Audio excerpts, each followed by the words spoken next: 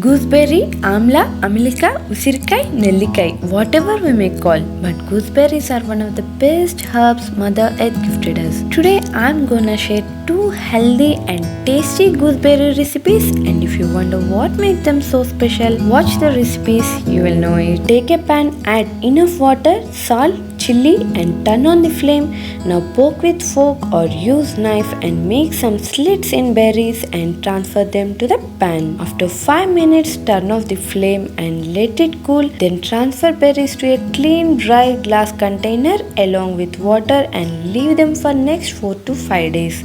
Now they are ready to serve, so start enjoying them with your family for next 10 to 15 days. And if you are expecting longer shelf life, please transfer them to a refrigerator. Second recipe, take some fresh, clean and dry amla, cut them across the lines.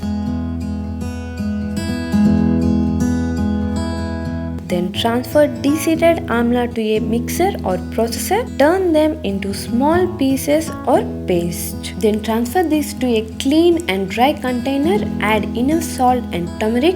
Mix well, leave it for next 3 days. Later again transfer this mixture to a mixer and make a fine paste, and now you can consume this for next 365 days. One small tip, in case if we didn't dry amla properly or didn't add enough salt, this mixture may spoil. So if you are a first timer, please don't take risk, store it in a refrigerator. In case if you want to enhance the taste, add some chili and coriander to a small quantity, grind it and mix it well with tempering. Here I just added some mustard and cumin seeds and asafoetida for tempering.